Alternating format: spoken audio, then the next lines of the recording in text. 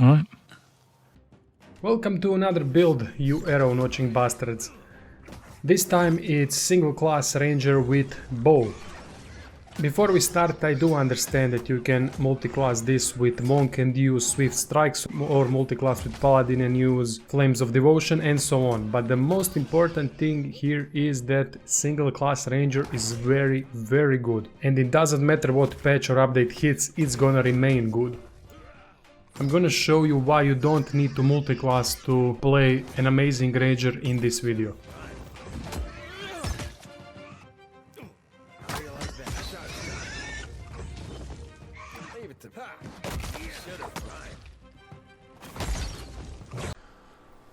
No subclass ranger is the best ranger because you don't get any nasty debuffs. If you choose sharpshooter, you're gonna have reduced recovery, which we don't want, since we are using hunting bow and its modal ability to fire rapidly. We also are using our animal, so all in all, no subclass is the way to go. For race, I went with Hart Orlan. Hart Orlan's got passive, which says when you attack a target that is also being threatened by a teammate, you will convert some of the hits to crits. It's a great DPS boost. These are my stats. Resolve dumped, constitution at 7, maxed out intellect and dexterity. Perception you can put at around 15 or so. You get plenty of accuracy bonuses, so you don't have to worry about perception that much. And I put also some points into might. Dexterity and intellect should be maxed out. Why intellect? Intellect because when you do wounding shot, it will last for a longer period, which will give your animal companion plenty of time to do couple of attacks that will get plus 50% damage boost. Next to that, when you do an evasive roll, you will receive quick inspiration, which increases your dexterity, which will increase your action speed even further. That thing lasts only for 10 seconds, but with such extended ability duration, it will be much more effective. As for animal companion, I went with boar, but you can choose anything else. Still, I would definitely advise not to use a companion such as wolf. Wolf is too squishy to survive anything and it will die all the bloody time. When I switched to boar, it made fights so much more easier, where I could just focus on dealing DPS and not constantly worrying if that bastard will die or not. From the abilities, active ones, go for upgraded marked prey and accurate wounding shot. With this setup, accurate wounding shot will do damage over time for about 11 seconds or something like that, which is plenty of time for your companion to do decent amount of damage. Earlier on in the game, you will not have ability to use Play Dead, so what you need to do instead is put points into heal companion. If you do not have a good healer in your party. If you have a good healer in your party, then you don't need to do heal companion. Evasive roll upgraded to evasive fire. Really nice move. Evasive fire is optional. Definitely take evasive roll for this quick inspiration that will last much longer with this setup. Play Dead upgraded to Deadly Surprise is a really nice way of having your animal companion alive. You can also put it into their AI, it's not that hard. Basically what it happens is that animal really does exactly what it says. It plays dead. No one will target it and it will revive with almost full health. Plus it will also receive plus 100% damage on next attack if you upgrade it to Deadly Surprise. That's all I went with. This is also a nice upgrade, but I did not went with it. Right now my last point would be exactly for this. It costs a lot, which you really don't need since accurate wounding shot is powerful as hell. Or you can go for last point for Shadowed Hunters. I mean, it's more of a survival thing than any kind of DPS thing. Another option is also for the last point to go for distraction training.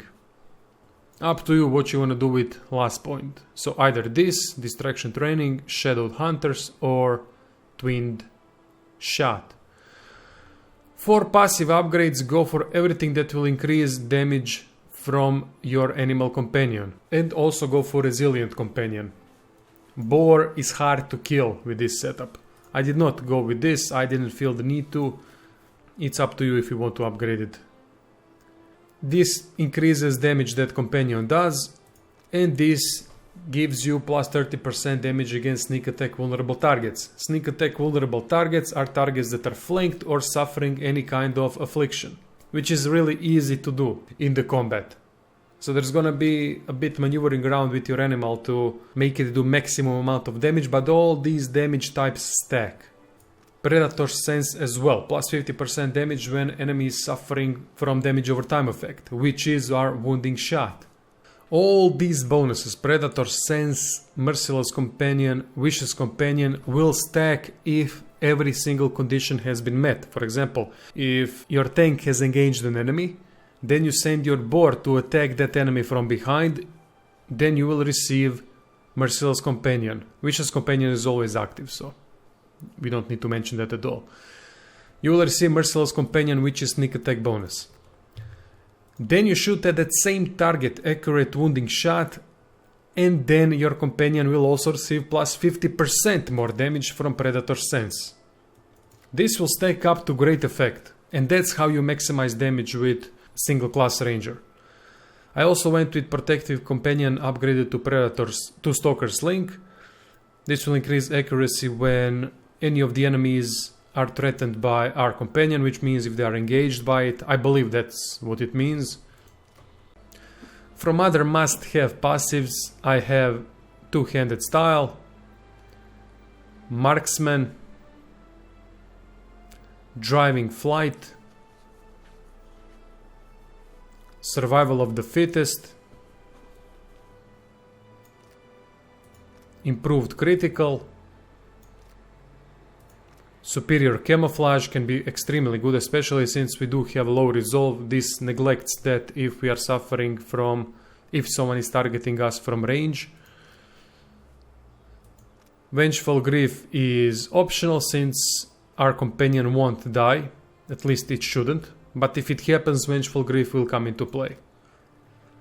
Stunning Shots is a must because interrupt effect on crit. Not only that it interrupts casters from casting their spells, it also increases recovery time for the enemy that we are currently interrupting.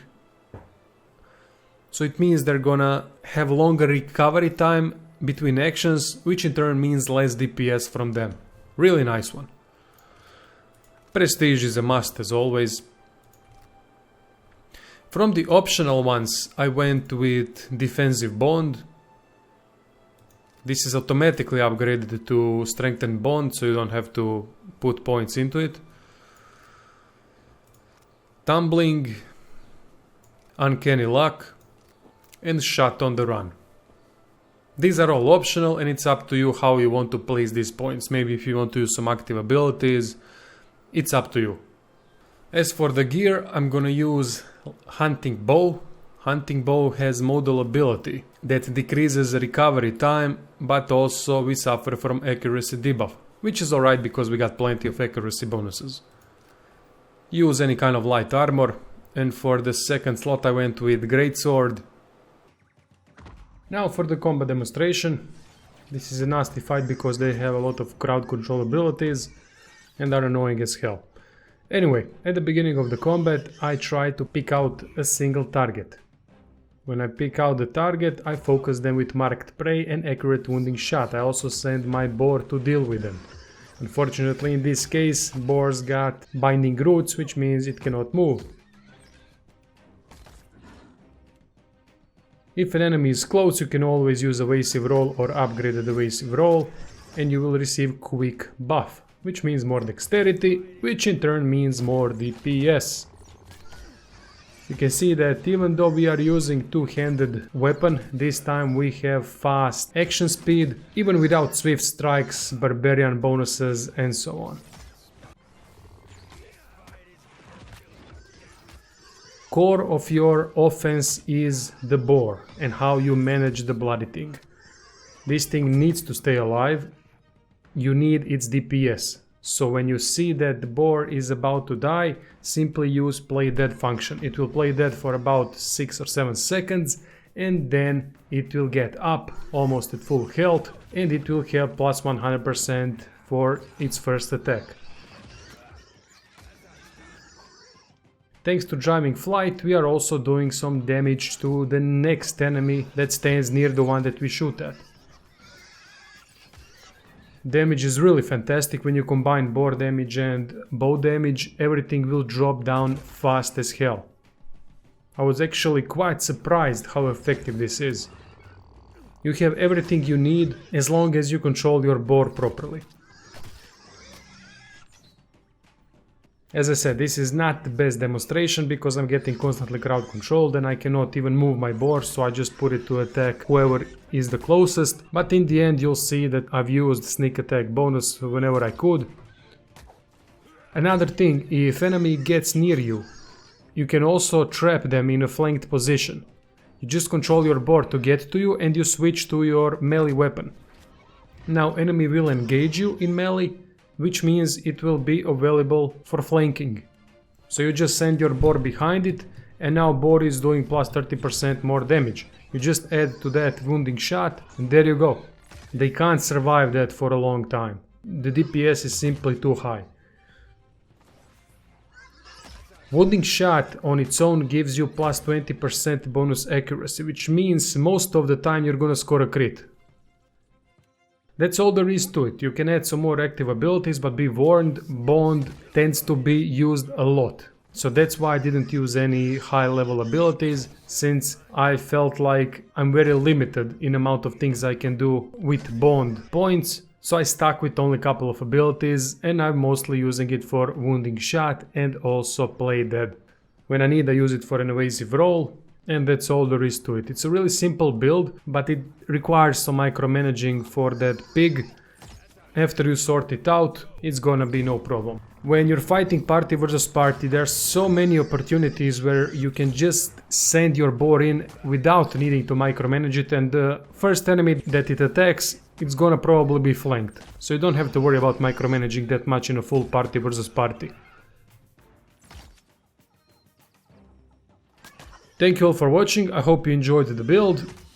There will be some more ranger combinations as well coming up. Plenty of things to cover still. See you soon.